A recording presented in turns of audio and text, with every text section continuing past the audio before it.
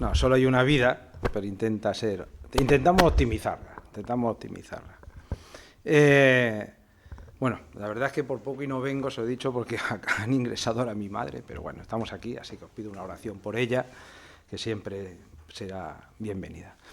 Hemos dicho muchas cosas de mí, está bien, y yo se lo agradezco, y bueno, de las cosas actuales, porque hemos puesto las cosas actuales, pero hay cosas pasadas. Y una de las cosas pasadas es lo que veis ahí en esa imagen, y es que fui postulante franciscano y novicio, hice mi noviciado en el Palancar. ¿Vale? Entonces, quieras que no, pues fueron 10 meses de compenetración con el espíritu alcantarino. Esas cosas es lo que se llama ahora el currículo oculto. Son cuestiones que no se estudian, hay que vivirlas, hay que verlas, hay que olerlas, hay que sentirlas, hay que experimentarlas.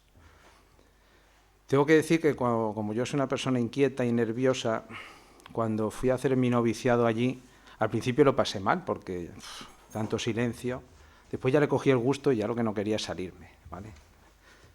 Me salí, sí, pero no por eso precisamente, ¿vale? Bien, entonces quiero decir con esto que es verdad que es allí precisamente donde empecé a estudiar el pensamiento, bueno, algo del pensamiento de San Pedro de Alcántara, además de la conexión que iba a tener posteriormente, porque yo me he dedicado a la tesis, la hice sobre San Buenaventura, la teología fundamental, como he dicho, está en el Instituto Teológico Franciscano de Murcia, que es como la Facultad de Teología del Antonianum de Roma, que es el centro de los franciscanos, y también pues lo hice sobre pensamiento franciscano. Entonces, bueno, llevo toda la vida, digamos, que el núcleo de pensamiento es franciscano, y de hecho, incluso cuando hago cosas contemporáneas de filosofía, política y tal, pues siempre está el pensamiento franciscano, pues al final está la referencia a ese pensamiento franciscano. Entonces, bueno, pues como estábamos hablando de San Pedro de Alcántara, así pues se me ocurrió que una de las cosas que podríamos hablar es de lo que en principio parece tan obvio, pero no siempre es tan obvio, que son las fuentes franciscanas de San Pedro de Alcántara, ¿vale? Y lo primero que tendremos que decir, ¿vale?, es que aunque parezca mentira, cuando uno se pone a ver la obra de San Pedro de Alcántara, hay pocas referencias a San Francisco y al pensamiento franciscano. Es decir, pareciera que de manera curiosa, ¿no?, ¿vale?, surgiría como una paradoja, que es la aparente ausencia de San Francisco en los escritos legislativos alcantarinos. E incluso en el tratado tampoco hay mucho, ¿no? Toda vez que el tratado es una obra en la que San Pedro de Alcántara lo que hace es una especie de obra pedagógica de otro tratado de un dominico, ¿no?, que era muy famoso en aquella época. Entonces, bueno, en principio, pues es paradójico, ¿no? Tendremos a un franciscano, ¿vale?, que cita poco Francisco, pero bueno, tiene su explicación, la vamos a intentar ver, y vais a ver que en verdad es muy franciscano, ¿vale? No solo eso, sino que no sé cómo andaremos de tiempo, porque yo he preparado muchas cosas, pero vamos, incluso en un momento dado, si termino de explicar y tal, pues me gustaría ver un texto que es el aviso octavo, y ahí vamos a ver, parece una cosa simple y después hay mucha enjundia dentro de ello, ¿no? Bueno, en todo caso, como digo, en un principio, pues si nos ponemos a ver lo que dice San Pedro de Alcántara, pues vemos que, bueno, que vamos a mencionar, pues es verdad que hay alguna referencia, sobre todo a la regla, y hay dos textos fundamentales que son para Pedro de Alcántara y para toda la reforma de la época de Pedro de Alcántara, franciscanos, que es la regla, sobre todo la primera, aunque bueno, la segunda es la bulada, pero la no bulada la tienen mucho en la mente, entre otras cosas porque la regla no bulada es como la regla anterior a la reforma dentro de la orden franciscana en sus primeros momentos, ¿no? Antes de que San Francisco se vaya a evangelizar a los musulmanes, pues se hace la regla no bulada, ¿no? Y después cuando vuelve, pues ha habido un cambio en la orden, digamos que la orden se ha clericalizado más y ha perdido un cierto impulso carismático, y entonces pues es la segunda regla, la que al final pues, es la bulada, es la que se va a aprobar, ¿no? Y entonces pierde un cierto espíritu, si queréis, franciscano, un cierto espíritu de San Francisco, no franciscano, san franciscano, vamos a decir, ¿vale? Vamos a diferenciar entre espíritu san franciscano y espíritu franciscano, ¿no? Entonces, ese primer momento. Entonces, claro, en los momentos de reforma, si uno quiere volver al espíritu primero, pues lógicamente la primera regla. Y después el testamento también como una obra, ¿no? Que va a ser muy importante y que van a utilizar mucho los reformadores villacracianos, ¿vale? Como dice ahí, que se remitían como a la norma de vuelta a los orígenes, a la voluntad de San Francisco, y buscaban una observancia de la regla ad literam, es decir, a la letra, y esto en la mentalidad del tiempo tiene que ser interpretado como una lectura peculiar de la regla, es decir, en la clave de lectura de preceptos más que el estudio de la lectura de la regla misma, es decir, desde las declaraciones pontificias, que era la clave dominante en la lectura de la regla en ese tiempo. Entonces, por lo tanto, es decir, ¿hay una ausencia en San Francisco en San Pedro? Bueno, pues digamos que nos sorprendería hoy en día que no hubiera tantas referencias, pero bueno, conociendo la literatura de la época, conociendo el espíritu de la época, etcétera, bueno, pues al final no es tan ausente, decir que podremos decir, y creo que podremos ver que efectivamente sí hay un espíritu, lógicamente franciscano, ¿vale? Un espíritu franciscano dentro, ¿vale? Hay dos obras, una que vamos a referirnos después, que es muy conocido, que va a tener mucha importancia, ¿vale? Que es la colección hispánica, el Floreto de San Francisco, ¿vale? Y después otra obra, el Monumento Ordinis Minorum, de Salamanca, 1506, de Francisco de Ledesma, que es la referencia franciscana de la época. ¿Qué pasa? Nosotros vamos a hacer ahora algo sobre San Francisco, y tenemos bibliotecas, tenemos ediciones críticas de la obra de Francisco de Asís, tenemos, ya está todo digitalizado, ¿vale? Y eso es una maravilla. No hace tanto no era tan fácil. Yo quería hacer una tesis doctoral. Cuando estaba en París, la tesis no iba a ser sobre San Francisco, iba a ser sobre un dominico. ¿Quién me lo iba a decir a mí? Una obra muy bonita, se llama Pugio Fidei Adversus Judeorum, el puñal de la fe contra los judíos. Es un contemporáneo de Tomás de Aquino, y lo quería hacer sobre todo sobre la primera parte, y no la pude hacer. ¿Por qué? Porque había solo 2 o 3 manuscritos, uno estaba en Guadalupe, el otro estaba en otro sitio, me era difícil acceso, y entonces, bueno, pues al final tuve que dejarlo. Es decir, estamos hablando que yo iba a hacer la tesis estamos hablando de 1900, qué viejo ya, 1996, ¿no? Y no había acceso. Entonces imaginemos en esta época, ediciones críticas no había, ¿vale? Entonces lo que había eran compendios de obras, y las cosas, incluso muchas obras que se creían que eran verdaderas, no eran verdaderas, ¿vale? Muchas obras, por ejemplo, referenciadas a San Buenaventura, que fue el gran reformador, digamos, de la orden en los primeros momentos, ¿vale? Pues obras místicas de gran importancia se atribuían a San Buenaventura, y después se han descubierto que no eran de San Buenaventura. Bueno, eso ha sido una constante, ¿no? Entonces, en aquella época, pues, lógicamente, lo que se disponía era, pues, el testamento sí que se tenía, ¿vale?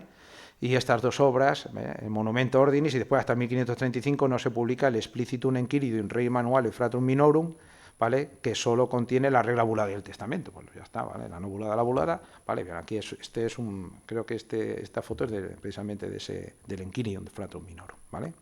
Bien, por lo tanto, entonces podríamos decir que sí, que no hay muchas citas franciscanas en la obra de Francisco, pero que eso no es tan extraño, ¿vale? Como que pudiera parecer, ¿vale?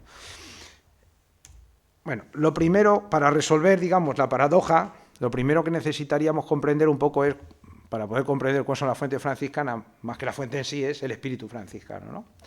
Y entonces, bueno, aunque muchas veces lo sabemos, ¿vale? Pero bueno, tenemos que ir más allá de las florecillas y las golondrinas cantando alrededor de Francisco de Asís, ¿vale? Entonces, bueno, pues me gustaría dar unas pequeñas claves sobre el pensamiento franciscano, ¿vale? Una es sobre el propio momento.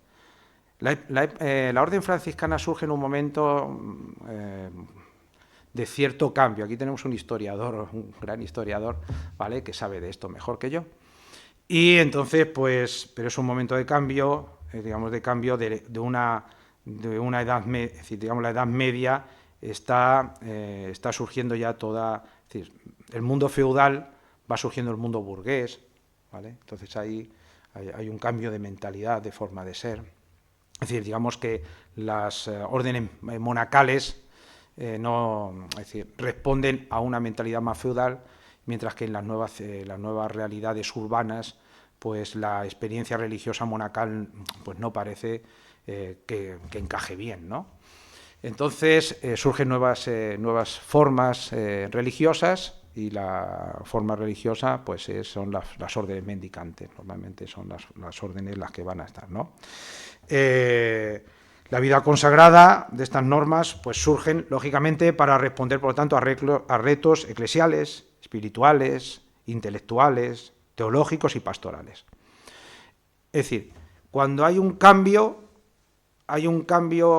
en la forma social, pues también lleva en sí un cambio religioso, ¿no? Una vuelta muchas veces al espíritu o a las formas, o bien nuevas formas o nuevas formas renovadas. Lo digo esto porque en el siglo XVI, en cierta manera, pasa también lo mismo. El siglo XV, XVI, el momento en el que surge Pedro de Alcántara, también hay un momento de cambio, en cierta manera, ¿vale? Un cambio, ¿vale? Es decir, es el final de la Edad Media para el final del nacimiento de la Edad Moderna. Hay también, por lo tanto, hay una cierta similitud. Es decir, siempre que hay cambios, ¿vale?, hay un repensar la vida religiosa, que normalmente viene acompañado de una purificación teológica y nuevas formas. Entonces, eso que va a pasar después, pues pasa ya en la propia orden franciscana. Entonces, y el nacimiento de las órdenes mendicantes, que responde a las evoluciones de la sensibilidad religiosa de la lectura del Evangelio y a las novedosas situaciones sociales que llevan consigo el nacimiento, como digo, de las ciudades, pero claro, respetando la orden mendicante, lo que intentan es respetar la ortodoxia y el servicio de la Iglesia. Esto es fundamental, porque en esa época hay otras realidades también pauperísticas, es decir, que intentan responder a esto, los valdenses, etcétera, que van a ser respuestas, digamos, que no tienen tanto en cuenta esa sensibilidad de ortodoxia y servicio a la Iglesia. Digamos que las órdenes mendicantes surgen en un momento y ellas surgen casi para purificar. Yo siempre digo que, en cierta manera, el Papa, que era listo en aquella época, el cardenal Ugolino y después el Papa, pues yo creo que sabía que una de las mejores maneras que tenía para poder luchar contra la herejía de la época era o bien combatirla directamente, lo vamos a ver, o bien inocular una especie de virus que transformara el ADN de estas formas, ¿no? Y ese virus o esa transformación del ADN pues se lo va a proporcionar entre ellos los franciscanos, ¿no? Digamos que las ansias de búsqueda de la pobreza, etcétera, ¿vale?, pues o bien se combaten con un medicamento, que van a ser los dominicos, o bien se combaten con una vacuna, es decir, en vez de un medicamento, que es una vacuna, que son los franciscanos, ¿no? ¿Vale? En cierta manera, ¿no? Entonces, evidentemente, por lo tanto, para poder, capitalizar, hacer un cauce de esta reforma, de estos enfrentamientos con estos movimientos alguna vez heréticos, como son los cátaros, los albigenses, los valdenses, los humillados, ¿vale?, que predicaban experiencia alternativa a la Iglesia Católica, pues van a surgir dos formas, ¿vale?, para poder responder a estas emergentes exigencias. Entonces, las órdenes mendicantes asumirán las nuevas reclamaciones desde la ortodoxia, ¿vale? Ojo, estas dos órdenes mendicantes son fundamentales para el primer movimiento místico del siglo XVI. Son los grandes bestsellers de ya San Juan de la Cruz, Teresa, son posteriores, pero los primeros van a ser los jerónimos, evidentemente, bueno, muchos, ¿no? Pero los dominicos van a ser, los dominicos y los franciscanos van a ser muy importantes, ¿no? Entonces, es bueno quizás comprenderlo un poco, ¿no?, y sobre todo las diferencias, ¿no? Entonces, como he dicho antes, estas órdenes intentan fagocitar los impulsos heréticos y fundamentan las reformas que exigen los renovados tiempos. Las nuevas instituciones religiosas se parecen más a la organización horizontal de los municipios y de los gremios que el verticalismo del señorío feudal. Esto también es importante para poder comprender algunos impulsos, digamos, de fraternidad, es decir, la idea de fraternidad, del impulso de la fraternidad, ¿vale? ¿Por qué? Pues hay muchas como decir, hay muchas causas, ¿no? Pero podríamos decir que la urbanización de las órdenes mendicantes que he mencionado fue progresiva hasta el punto que configuraron el contexto urbano. Y esta exigencia social y eclesial se ubica en el plano intelectual bien de forma instantánea, como es la orden de los predicadores o dominicos, bien como resultado de su dinamismo interno, orden de hermanos menores o franciscanos. Tanto dominicos como franciscanos nacen en el mismo periodo de tiempo, el primero, cuarto del siglo XIII, pero siendo ambas órdenes mendicantes, mantienen diferencias respecto al entorno en el que surgieron, el perfil de las personas que integraron, el papel que asumieron dentro del contexto social, los destinatarios a los que dirigieron su mensaje y la propia forma de vida que afectó su posicionamiento y elaboración de pensamiento. Bueno, la primera son los dominicos, ¿no? El fundador lo conocemos bien, fundador de la orden de predicadores es el burgalés Santo Domingo de Guzmán. De ahí el nombre que le da a los dominicos, se le da, quien había sido canónico regular de San Agustín, destacando por orientar su acción pastoral a partir de la predicación fundada en una sólida formación teológica y una vida ascética, ¿vale? Es decir, vais a ver que eso, hay muchos elementos que son, como los franciscanos dominicos, tienen muchos elementos que son comunes, pero el orden es diverso, y por lo tanto los resultados son diferentes. Siguiendo los cánones del Concilio Cuarto de Letrán, en 1215, que es un concilio centrado en la organización de la Iglesia, aceptó la regla de San Agustín, que ya conocía, lo que le permitía más libertad organizativa adaptada a los nuevos propósitos, que reflejó en el libro de costumbres. Pues se trataba más un conjunto de principios espirituales que un código detallado. La orden de predicadores, ¿vale?, nace en Toulouse, el año 1215, donde está enterrado Santo Tomás de Aquino, que celebramos su aniversario, aunque me acaban de informar, porque yo creía que Tomás de Aquino había nacido en 1225, pero el presidente de la Comisión Leonina, que estaba hablando con él, me dice que no, que fue en 1226, así que lo digo para los que les gusta mucho Tomás de Aquino, hay que retrasar un añito, así que bueno, ¿vale? Bien, entonces, bueno, el caso es que se define por la búsqueda de la penitencia, ojo, mirar, búsqueda de la penitencia, vais a ver cómo hay elementos muy, ¿vale?, centrada en la castidad y en la pobreza, que le lleva a un régimen cenobítico, es decir, una vida común, a todos los frailes y cumplida en un convento. Esto es importante, es decir, los monasterios se modifican en conventos, ¿vale? El dominico se entrega a las ascesis en la vida comunitaria para estar mejor preparado a la acción y al servicio, centrado en la oración, la predicación, la dirección espiritual y la enseñanza.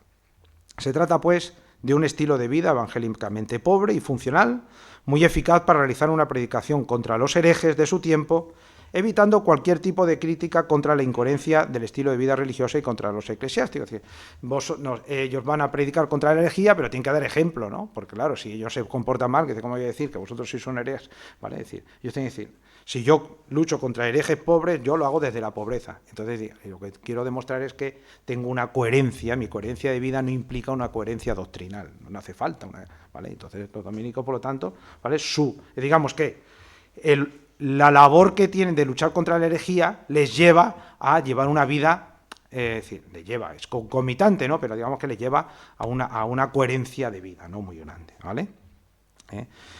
De esta forma, a un mensaje sólido acompañan un ejemplo de vida pobre y alejada de los bienes terrenales. Podríamos decir, utilizando unos latinajos, que la forma mentis, como ven ahí, fundamenta la forma vitae, es decir, la forma mental fundamenta la forma de vivir. ¿Cómo pienso? Así tengo que vivir, ¿vale? Primero la doctrina, ¿vale? La doctrina alimenta mi forma de vivir. El entendimiento, ¿vale?, orienta mi voluntad, la forma en que yo tengo que hacer las cosas, ¿vale? Bien. El espíritu de la orden de predicadores viene determinado por la necesidad de la predicación, una necesidad que se refleja en el Canon 13 del Concilio Cuarto de Letrán, que este concilio adoptó decretos para la recuperación de Tierra Santa, para una reforma de la Iglesia y contra las herejías de la época, especialmente los cátaros o albigenses, los valdenses, parte de la doctrina de Joaquín de Fiore sobre la Trinidad y del teólogo de París Almerico de Bene, entre una de ellas que Dios es todas las cosas. Y para responder a los retos conciliares era necesario una recta forma de vida y lo mismo una doctrina sólida que pudieran solidariamente predicar la ortodoxia. Por lo tanto, los dominicos necesariamente se centran en la creencia doctrinal mediante un recto entendimiento que enfoque el ser divino como objeto de conocimiento. El siglo XVI, quienes van a dominar toda la solidez doctrinal, hasta que surgen los jesuitas y ya iba Abraham Arroyo y tal, pero vamos, básicamente, sobre todo en la escuela de Salamanca, pues van a ser, evidentemente, en la época ya del siglo XVI, la escuela de Salamanca, Vitoria, los dominicos van a tener una gran importancia, son los guardianes de la doctrina, lógicamente. Bueno, aunque hay dominicos místicos, ¿no? Que son un poco así fronterizos dentro de la orden y tal. Pero, Fray Luis de Granada, pero bueno, eso está ahí. Por su parte, y entonces un conocimiento que hace a los hombres de forma necesaria seguir la senda de las enseñanzas de la Iglesia, buscando la santidad desde la opción de la vida cristiana, iluminada por la luz de la verdad. Y entonces se asientan así las notas propias del pensamiento dominicano, que son la tríada verdad, objeto y necesidad. Son las tres notas fundamentales. La verdad, hay que buscar la verdad, ¿vale? El objeto. La verdad es la adecuación con el objeto, el entendimiento del objeto, y la idea de necesidad, ¿vale? Bien, eso es fundamental dentro del pensamiento, ¿vale? Y eso es el pensamiento más escolástico. Y la mística, en cierta manera, después siglos más tarde, pues va a tener un choque con el pensamiento escolástico, porque se asienta en otros principios diferentes. Por su parte, la Orden de Hermanos Menores, a la cual pertenece nuestro San Pedro de Alcántara, llamados familiarmente franciscanos, en memoria de su fundador, Francisco de Asís, también busca la predicación, es decir, también tiene que predicar, ¿vale? Al final tiene que predicar. Pero esta no se orienta contra la herejía, como aquella que ejerciera la orden vecina de los predicadores, sino sobre la conversión de la vida de penitencia, el amor y la pobreza. Al final, en el fondo, también es una lucha contra la herejía, porque si yo, es decir, la lucha, es decir, o bien yo convierto a un hereje, o yo a uno que está dudando le hago franciscano. Al final algunos de ellos se hicieron herejes, que dirían, pues vaya cosa, al final lo hiciste ya. Pero bueno, eso es otro tema. Vale, bien. Entonces, lo que se intenta, ¿verdad? Es decir, y en cierta manera, pues es buscar eso, la vida, la penitencia, el amor, la pobreza. La espiritualidad franciscana impulsa la transformación del mundo a partir de la oración. La atención hacia los pobres y el amor a la pobreza en sí misma. La oración es muy importante. Ya empezamos a ver cosas, ¿no?, que tratado de oración y meditación, es decir, la idea de la oración como un fundamento, que hemos dicho que los dominicos también, ojo, ¿no? Pero aquí la oración tiene una preeminencia, el orden aquí sigue en cierta manera, no sé si altera el producto, pero lo modifica. Estos temas son también un reflejo y una respuesta afirmativa a las exigencias de la época, realizadas desde la simplicidad y un profundo amor a la Iglesia, pero fundamentadas desde el estilo de vida. Si en los dominicos la forma mentis fundamenta la forma vitae, en los franciscanos la forma vitae fundamenta la forma mentis. Es decir, la forma de vida, es decir, cómo yo pienso, así voy a actuar. ¿Vale? Entonces, ¿cómo decir? Las partes más fundamentales pues quedan en segundo plano. Esto no significa que no haya grandes teólogos franciscanos, al contrario, para mí los más grandes teólogos son franciscanos, ¿vale? Y creo que las altas cotas que tienen son inalcanzables. No son los más pedagógicos, ¿vale? Es decir, la Suma Teológica es una obra súper pedagógica, ¿no? ¿Vale? Eso, es decir, y por eso triunfó. Claro, es decir, la introducción a la Ordinatio de Duns Scotus, eso es infumable. Pero claro, las altas cotas que tiene son realmente muy importantes, ¿no? Pero la verdad que hay un cambio. Entonces, la forma vitae fundamenta la forma mentis, ¿vale? Y yo creo que San Pedro de Alcántara esto impulsa mucho todo el pensamiento franciscano y también la vida de los franciscanos. Lo importante es una forma de vida, ¿vale? Y la forma mentis es importante, pero eso es secundario. Lo importante es la forma de vida. ¿Y qué es la forma de vida? Pues la vida de San Francisco, ¿no? ¿Por qué? Porque, como veremos, la vida de San Francisco es una vida evangélica. Por tanto, es, digamos, lo más parecido a lo que un hombre puede alcanzar si quiere seguir el Evangelio. Entonces, el movimiento carismático fundado por el Poverello de Asís en 1210, hay que decir, y veremos un poquito, que se expandió rápidamente, llegando a ser más de 5.000 miembros en 1217. Este crecimiento vertiginoso e insospechado de la orden tendrá sus consecuencias. No resulta difícil de comprender que ciertos aspectos del espíritu de la orden queridos por el fundador no se podían mantener, y con la ayuda, o mejor dicho, la presión del cardenal Ugolino, amigo personal de los franciscanos, la orden modificará su disciplina, como hemos diciendo, su trayectoria, especialmente en lo que atañe a la preparación teológica de los hermanos, ¿vale? San Francisco fue obligado, entre comillas, a cambiar de postura, pues no se podía olvidar que una de las tareas principales y fundamentales de la orden era la predicación. Y la orden franciscana no estuvo consagrada al estudio, pero dio a la Iglesia prestigiosos intelectuales. A diferencia de los dominicos, los franciscanos no se vieron obligados a adaptar ninguna regla, pues ya habían obtenido el reconocimiento pontificio en 1209 antes del concilio y por entonces lo pudieron hacer. Podemos decir que la doctrina conciliar había visto ya en los franciscanos los resultados de una vida evangélica vivida desde la ortodoxia en un hombre que ya había fundamentado su experiencia religiosa en la reforma de la Iglesia. Por lo tanto, si los dominicos, digamos que Francisco, no predica la ortodoxia, sino que abraza la ortodoxia, ¿vale? Esto es muy importante. La vida de los franciscanos es el abrazo a la ortodoxia, ¿vale? A pesar de todas las disputas y los follones que tienen, ¿vale? Con la pureza de la vida de Cristo pobre y crucificado. Solo desde ahí podemos entender todas las cuestiones que vendrán después. Si los dominicos predican la ortodoxia para que los fieles se conviertan y la vivan, los franciscanos viven voluntariamente a la ortodoxia de la vida penitente que después predican, ¿vale? Entonces, bueno, entonces podríamos decir, esto sería un poquito, ¿no? Pues esta. Pero claro, para poder comprender también, es decir, cómo San Pedro de Alcántara tiene una fuente franciscana, aunque no la cite, pues hay que conocer también un poco, bueno, pero ¿y qué dice San Francisco, no? No podemos decir todo, pero es que es necesario, porque si no, no podríamos entenderlo, ¿vale?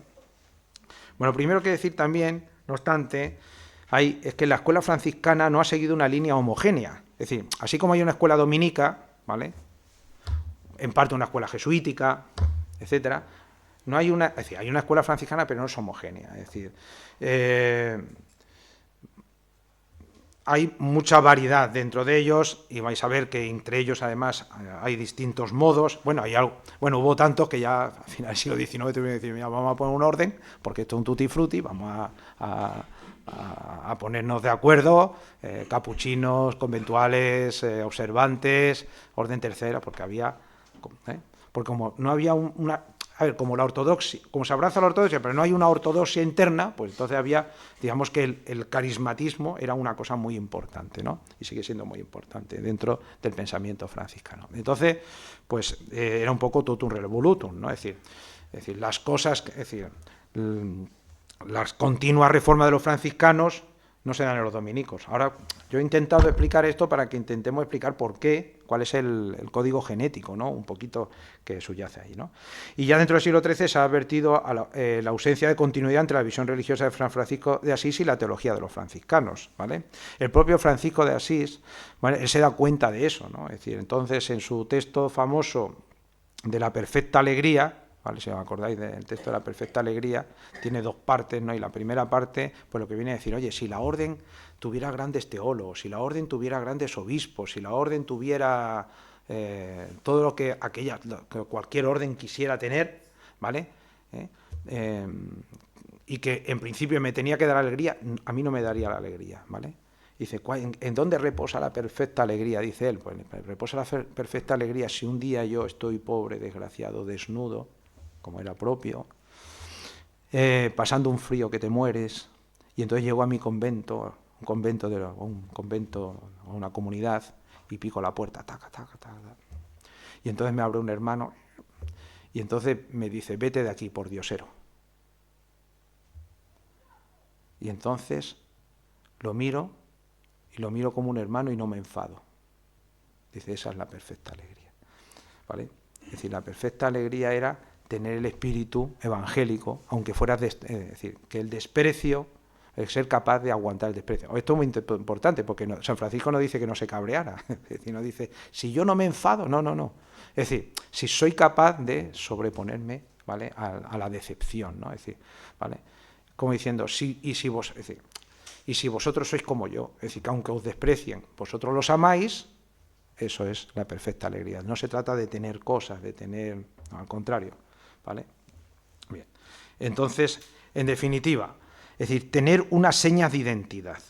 Esas señas de identidad que se van a ir repitiendo de una manera, de otra, de una forma, de otra, ¿vale? Señas que significan la extrema pobreza, el trabajo diario, ahora vamos a ver, la mendicidad, la contemplación, la predicación. Después podemos discutir, porque, por ejemplo, el aviso octavo de San Pedro de Alcántara es una discusión entre contemplación y meditación, ¿vale?, que son temas casi teológicos, ¿vale? Pero bueno, está ahí, eso es importante, ¿no? Entonces, por lo tanto, estas cuestiones que se forjan en la primera comunidad son las cuestiones que se van a ir discutiendo a lo largo de la historia de la orden franciscana. ¿Cómo tenemos que vivir la pobreza? ¿Cómo tenemos que vivir el trabajo diario? ¿Cómo tenemos que ver que somos mendicantes? ¿Cómo trabajar la contemplación? ¿Cómo trabajar la predicación? ¿Vale? De una manera franciscana. Y eso es lo que va haciendo. Y como digo, todo esto era dentro de esos movimientos pauperísticos que habían permeado el occidente mediterráneo. Vale, bien. La vida franciscana es la vida según el Evangelio. Ese es el punto fundamental de la orden franciscana. ¿Vale? Yo creo que tengo ahí, espera un momentito.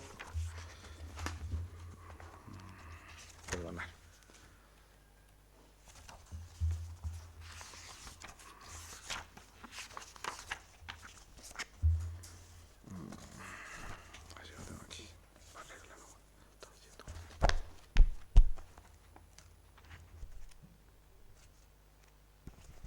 Perdonad,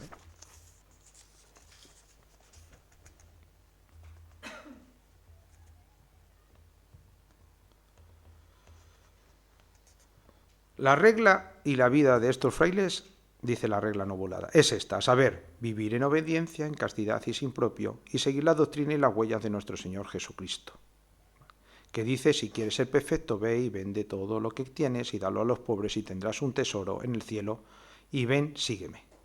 ¿Vale? Y si alguno quiere venir en pos de mí, nieguese a sí mismo y tome su cruz y sígame. Del mismo modo, si alguno quiere venir a mí y no odia a padre y madre y mujer e hijos y hermanos y hermanas y aún hasta su vida no puede ser discípulo mío, va citando textos evangélicos. Y todo el que haya dejado padre o madre, hermanos o hermanas, mujer o hijos y casa o campo de mí, recibirá 100 veces más y poseerá vida eterna. Es decir, el inicio de la regla es un inicio de preceptos evangélicos, ¿vale? De la nóbula. De la regla bulada, pues también más o menos dice lo mismo.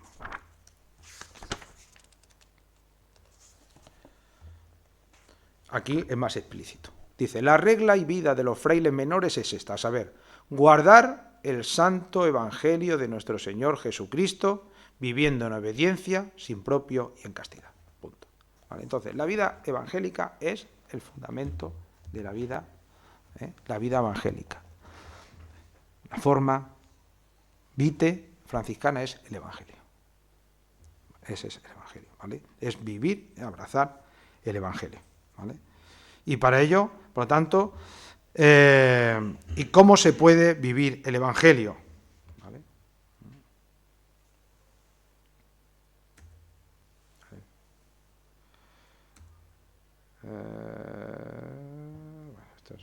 Vale. Pues la vida... Perdona, es que como yo nunca utilizo esto, que se me olvida, ¿sabes? Yo siempre estoy hablando y tal, pero... Entonces, la vida del Evangelio vamos a tratar 4, que sería cristocentrismo, ideal evangélico, piedad y penitencia, fraternidad, minoridad y eclesialidad, ¿vale? Cristocentrismo e ideario evangélico. Como hemos dicho, la bula empieza así. Hay que es vita evangelii Jesucristi, ¿vale? Esta es la vida, es decir, hay que seguir la vida del Evangelio según Jesucristo. Entonces, Francisco subrayó su dimensión humana y su encarnación, siendo el Evangelio el primer lugar para el encuentro con Cristo, a quien había que seguir sin esperar de recompensa alguna, según sus palabras, de manera esponsal. Entonces, si yo quiero seguir el espíritu franciscano, ese espíritu franciscano es el Evangelio, y el protagonista del Evangelio es Cristo. El cristocentrismo es una apuesta fundamental en el pensamiento franciscano, ¿vale? Jesús, es decir, de hecho, esto lo va a ver bien, lo ven todos los biógrafos, pero bueno, el que mejor lo ve es San Buenaventura. El itinerario, la leyenda mayor de San Francisco de Asís, de San Buenaventura, la leyenda mayor sobre la vida de San Francisco de Asís, es una vida de configuración con Cristo.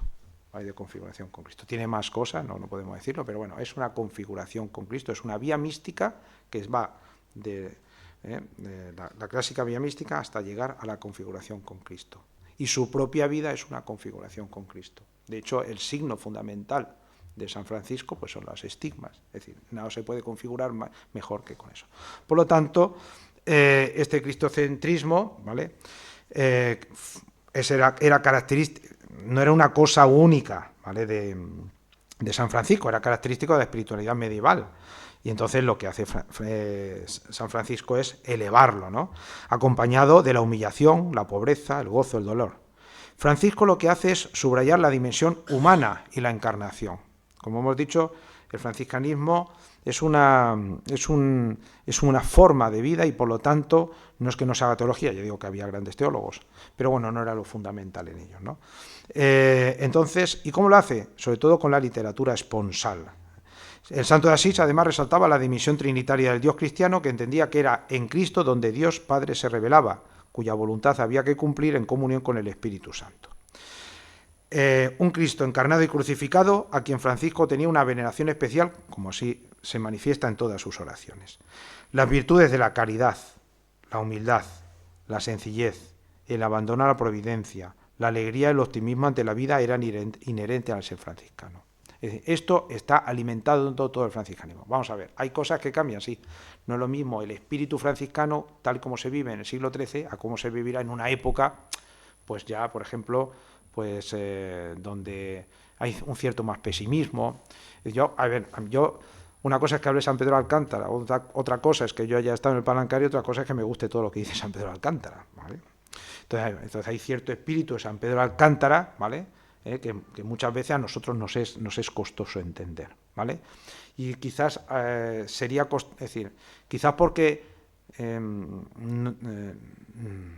no se ha reflejado en su obra, y si hay alguien, yo no lo conozco, ¿no?, digamos, ese espíritu, digamos, de alegría que sí que San Francisco transmite, ¿no? Es decir, ¿vale? Yo estoy seguro que lo tenía. Es decir, es inherente al pensamiento franciscano esa alegría dentro de eso. No, la alegría no es no tener sufrimiento, ¿no? Muchas veces a nosotros nos cuesta. Hay un filósofo francés que dice que el hombre, que lo he contado alguna vez, el hombre actual, en vez de ser homo sapiens sapiens, es homo festivus festivus, ¿no? Y entonces nosotros pretendemos que siempre, ¿no? Es decir, la alegría no es la fiesta continua, pero es la alegría de la configuración, ¿no? Y es verdad que en los escritos de San Pedro, también por el momento en el que se vive, etcétera, pues muchas veces parece, pues, un poco como, ¿no?, como tanta penitencia, ¿no?, etcétera, ¿no? ¿Vale? Pero sin embargo, San Francisco, aunque parezca mentira, es alegre, pero va a buscar todas estas cosas. Vamos a ver que la penitencia es algo importante en él, lo vamos a leer, ¿vale? Por lo tanto, es importante. Es importante, por lo tanto, el Evangelio, es importante buscar, y de hecho es importante también tener en cuenta esto para entender que las reglas no fueron un código de costumbres o leyes, sino expresión en ocasiones textuales del Evangelio. Es decir, las propias reglas que él hace, en el fondo es una codificación que tiene que hacer, bueno, tiene más remedio, pero él lo que quiere es mostrar el Evangelio. Por eso está lleno de citas constantemente, de citas evangélicas, citas evangélicas, ¿vale? Lo que suponía que puede cumplirse en una vida de pobreza y libertad, de apertura interior y entrega a los otros, exigiéndose no solo la renuncia a las cosas del mundo, sino la conversión del corazón. Solo podía ser fraile el que renunciaba a sí mismo. Y todos eran hermanos, nadie superior. Todos tenían que estar al servicio de todos. ¿Vale? Esto es fundamental también. Es decir, la idea de la ruptura de la jerarquización. Es decir, existe una jerarquía, pero la jerarquía franciscana es totalmente diferente a la jerarquización tal y como está entendida, por ejemplo, en el mundo monacal, ¿vale? De tal manera que, bueno, pues el superior no es de por vida, sino que va cambiando. Es decir, digamos que hay una especie de casi democratización, ¿no? Nosotros hemos escrito algunas cosas de teoría política donde intentamos mostrar cómo precisamente esta forma de democratización interna dentro de la orden franciscana influyó mucho en la teoría política, ¿vale? En las teorías políticas, eso y el conciliarismo son bases fundamentales de las teorías políticas, de fundamento político de lo que sería, entre comillas, ¿no?, una vida, digamos, menos jerarquizada, unas formas políticas menos jerarquizadas, ¿no? Y de hecho, bueno, hay expresiones de ciertos franciscanos ya en el siglo XV, XIV, españoles, pues estoy pensando en Exíminis, donde él, cuando está hablando de la teoría política, pues habla de la necesidad del consenso, de la comunidad, es decir, ¿vale?, de otras formas políticas no sean monárquicas, etcétera, ¿vale? ¿Por qué? Bueno, porque ellos tenían esa experiencia, ¿no? ¿Vale? Bien. Pero bueno, ahora va a salir un artículo ahí en Navarra sobre ese tema, precisamente. Entonces, es importante esta forma, ¿no? Es decir, la radicalidad evangélica, ¿vale? Es la que lleva a todo lo demás. Es decir, como la forma franciscana es vivir el Evangelio es la fuerza radical, y el Evangelio, porque Cristo es radical, lógicamente, porque radifica todo nuestro, todo eso alimenta todo el resto de la vida. Y todo eso está ahí, ¿vale?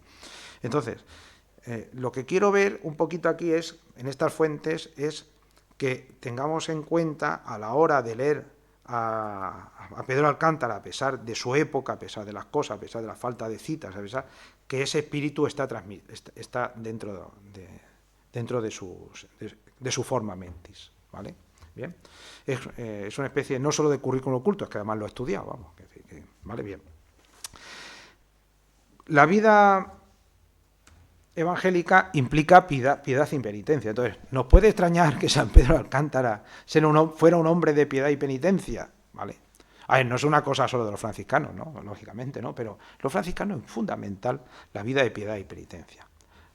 Francisco de Asís, ¿vale? Estuvo fuertemente inspirado por esa actitud filial ante Dios, porque para él Dios es Padre, realmente, ¿no?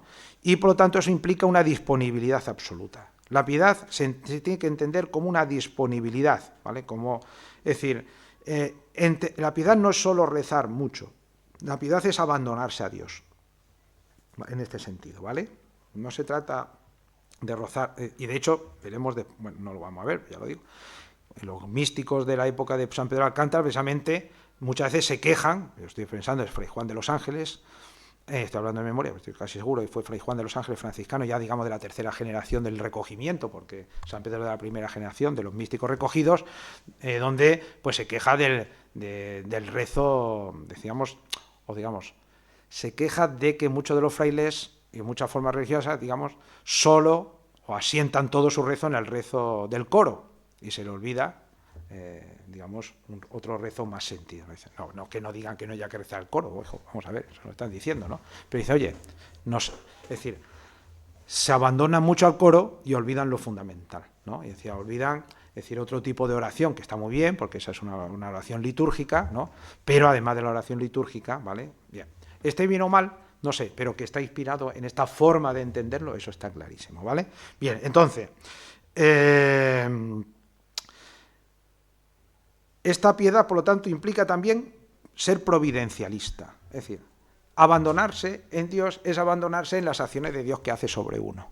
Solo así se entiende que normalmente estos místicos, o San Pedro, pues sean capaces de producir tanto. Producen, es decir, de crear conventos, porque se abandonan, son providencialistas, ¿vale? Es decir, no siempre, es decir, no hacen cálculo. Tontos no son, tampoco vamos a andar ahí, ¿no? Pero bueno, no se rigen por el cálculo, ¿no? Sino se rigen por esta forma de pensar también. Esta piedad, por lo tanto, va alimentando, ¿vale?, la idea de que la voluntad, es decir, de que seguir a Dios implica amarle, implica honrarle, implica adorarle, implica servirle, implica alabarle, implica bendecirle, implica glorificarle. Esto lo dice la regla, la primera regla, capítulo 23, dice, punto 10, dice esto, ¿no? Así como esta penitencia, ¿vale?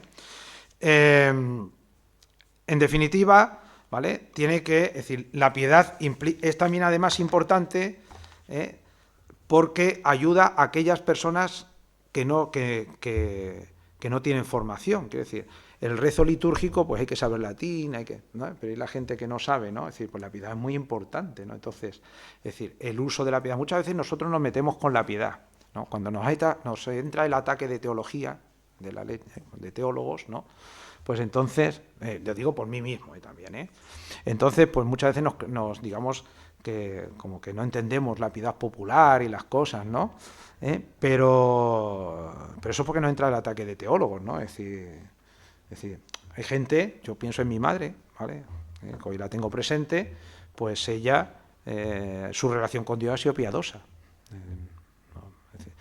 No le iba a dar, mira, mamá, vamos a rezar el salterio. Pero si no se lee, hijo, ¿no? ¿Vale?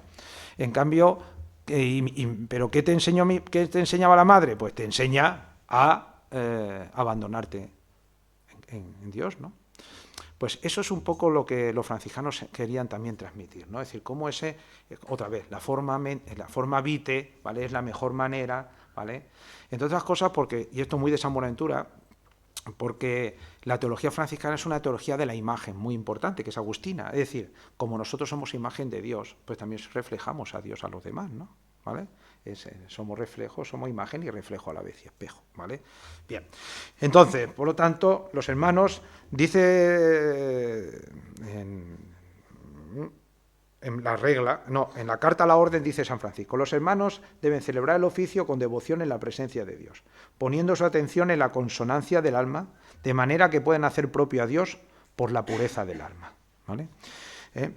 Más tarde, ¿vale? Dice, la oración personal, la oración personal se centraba para San Francisco en la filiación con Dios. Aquí en Francisco descubrió que es pleno bien, esto mirar, muy bonito, pleno bien, todo bien, total bien, verdadero y sumo bien. Hay una cosa que se me ha olvidado, ahora me acabo de dar cuenta. Mira, una cosita, perdonadme, que se me ha olvidado. Acordaros que habíamos dicho de los franciscanos, que de los dominicos, que había una tríada, que era verdad, objeto, necesidad. ¿Vale? Que se me ha olvidado la tríada franciscana. Ahora me he dado cuenta, ¿vale? La tríada franciscana son, en vez de la verdad, el bien. No hay que buscar la verdad tanto como buscar el bien. En vez del objeto de estudio, el sujeto. Eso va a tener sus consecuencias buenas y malas, ¿vale? En vez de la necesidad, la libertad. Entonces, frente a la tríada verdad, objeto, necesidad, el franciscano señala la tríada bien, sujeto, libertad. Esto va a ser fundamental para poder comprender todo el pensamiento, no solo el práctico, sino también el teológico, ¿vale? El filosófico teológico, ¿vale? Es que ahora me he acordado, digo, se me ha olvidado algo. Entonces, ahora podemos comprender, ¿no?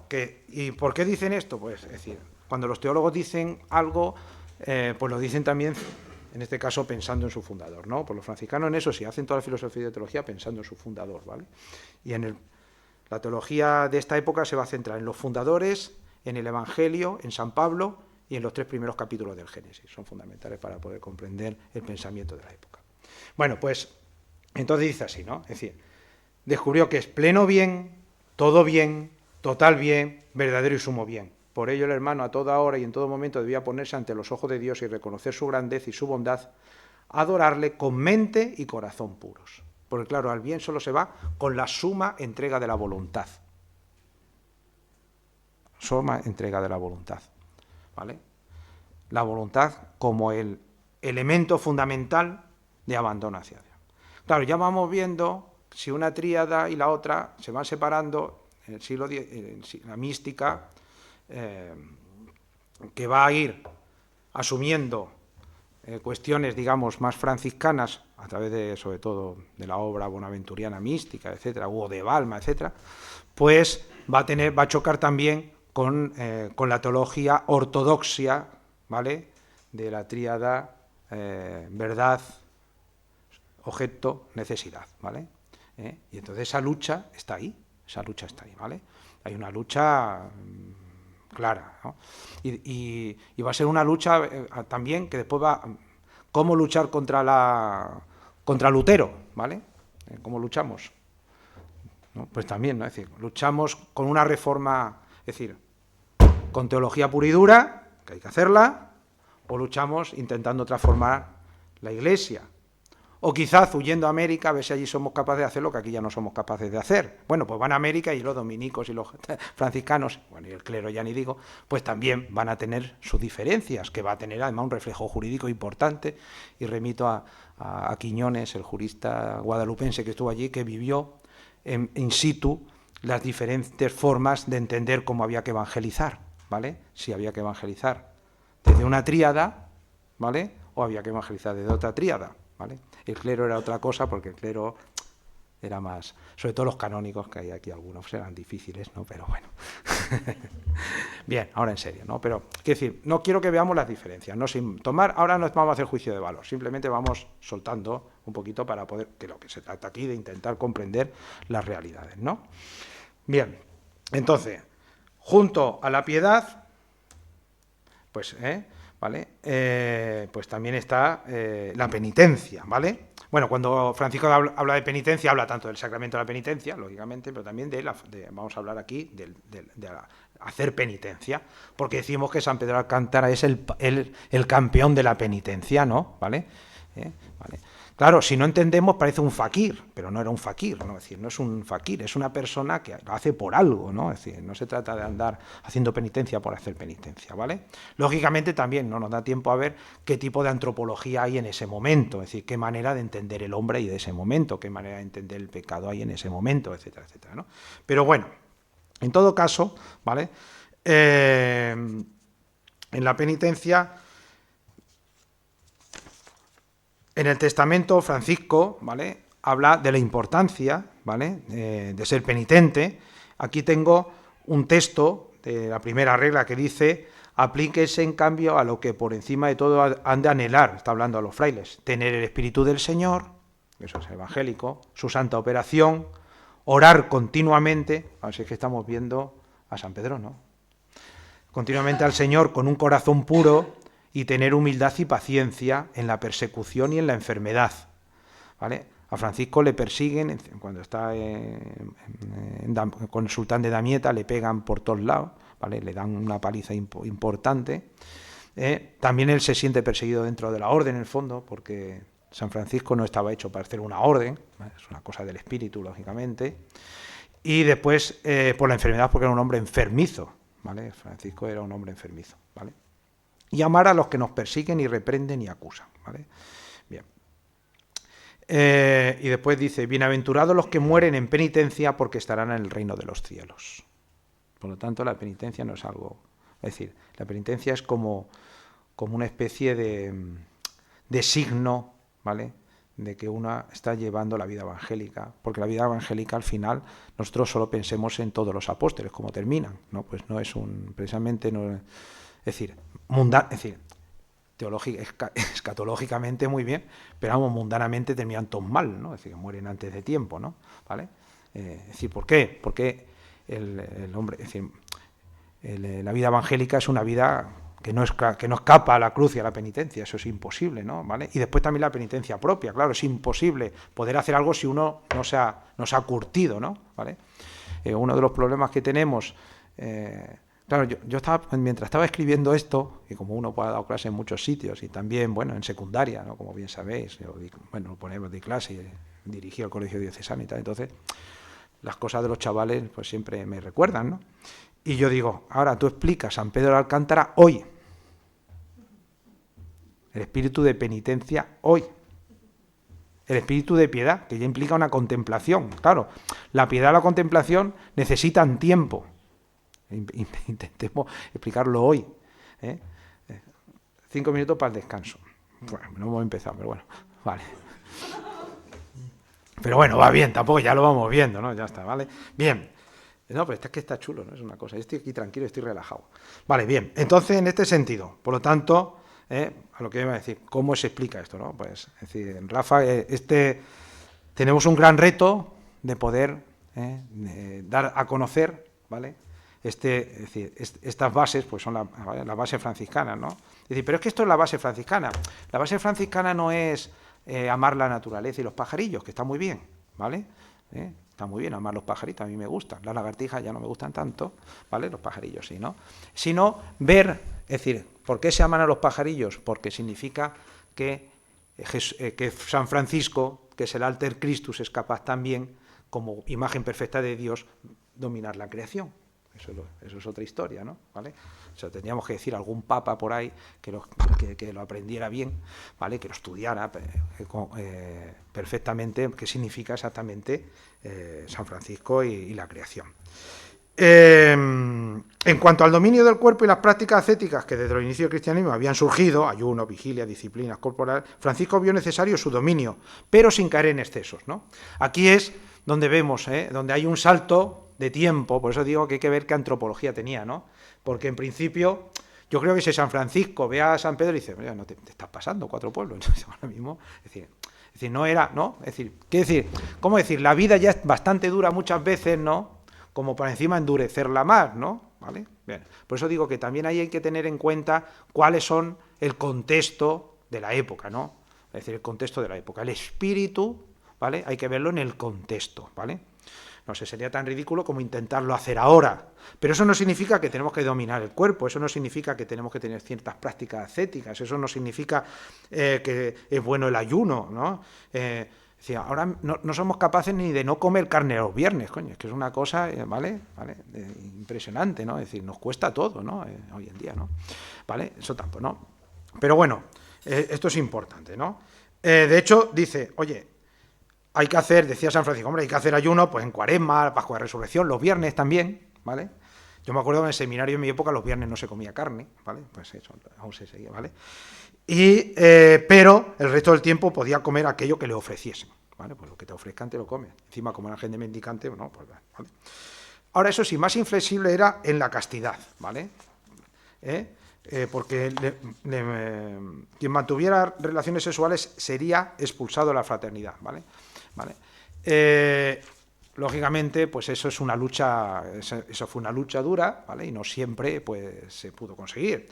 Entonces, cuando uno va viendo la relajación de las costumbres, porque una cosa es que no haya que hacer mucho, otra cosa es que no haya que hacerla, y la relajación de las costumbres en estos temas, pues entonces solo así podemos ir entendiendo, ¿vale? Que siempre, cada cierto tiempo hay que dar una reforma, ¿eh? No sé cómo hay que ponerse, hay que resetear, ¿vale? Entonces las reformas son reseteos, ¿vale?